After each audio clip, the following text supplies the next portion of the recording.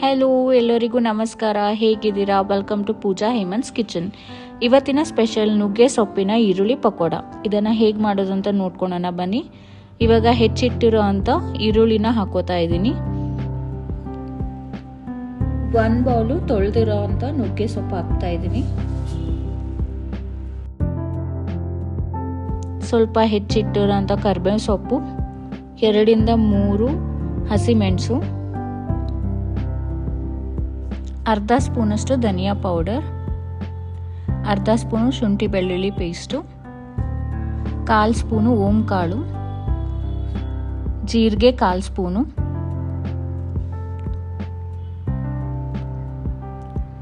ಒಂದೂವರೆ ಸ್ಪೂನು ಉಪ್ಪು,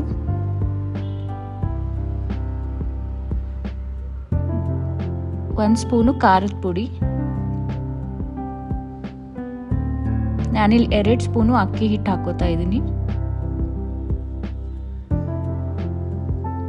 3 ಸ್ಪೂನು ಕಡಲೆ ಹಿಟ್ಟು.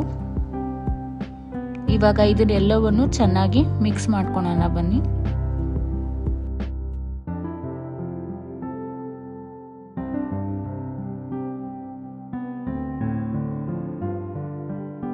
ಸ್ವಲ್ಪ ನೀರನ್ನು ಹಾಕಿ ಮಿಕ್ಸ್ ಮಾಡ್ಕೊಳ್ಳೋಣ. ಬಿಕಾಸ್ ಜಾಸ್ತಿ ಹಾಕೋದ್ರಿಂದ ಈರುಳ್ಳಿನೂ ನೀರು ಬಿಡುತ್ತೆ.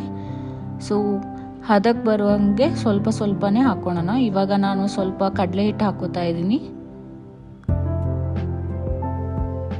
ನೀವು ಆಮೇಲೆ ರುಚಿ ನೋಡಿಬಿಟ್ಟು ಬೇಕಿದ್ರೆ ಉಪ್ಪು ಖಾರದ ಪುಡಿ ಹಾಕೋಬೋದು. ನಾನಿನ್ನೊಂದು ಸ್ವಲ್ಪ ಹಾಕೋತಾ ಇದ್ದೀನಿ. ಚೆನ್ನಾಗಿ ಮಿಕ್ಸ್ ಮಾಡೋಣ ಬನ್ನಿ. ಇವಾಗ 1 ಚಿಟಿಕೆಯಷ್ಟು ಬೇಕಿಂಗ್ ಸೋಡಾ ಹಾಕೋತಾ ಇದ್ದೀನಿ. ಈ ಹದ ಬರೋವರೆಗೂ ನಾನು ಮಿಕ್ಸ್ ಮಾಡ್ಕೋತಾ ಇದ್ದೀನಿ. ನೋಡಿ, ಇವಾಗ ಹೀಗೆ ಕಾಣ್ತಾ ಇದೆ. ಇವಾಗ ಕಾದಿರೋಂಥ ಎಣ್ಣೆಗೆ ನಾವು ಮಾಡಿರೋ ಅಂಥ ಮಿಕ್ಸ್ಚರ್ನ ಬಿಡ್ತಾ ಹೋಗೋಣ.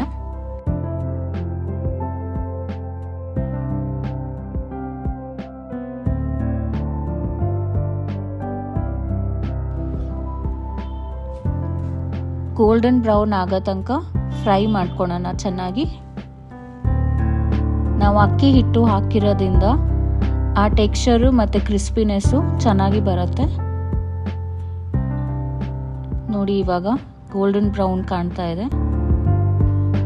ನೋಡಿ, ಇವಾಗ ರುಚಿಯಾದ ನುಗ್ಗೆ ಸೊಪ್ಪಿನ ಈರುಳ್ಳಿ ಪಕೋಡ ರೆಡಿ. ನೀವು ಮನೇಲಿ ಮಾಡಿಬಿಟ್ಟು ನಿಮಗೂ ಹೇಗೆ ಅನ್ನಿಸ್ತು ಅಂತ ಕಮೆಂಟ್ ಬಾಕ್ಸ್ನಲ್ಲಿ ತಿಳಿಸಿ. ನಮ್ಮ ಚಾನಲ್ನ ಸಬ್ಸ್ಕ್ರೈಬ್ ಮಾಡಿ. Thank you.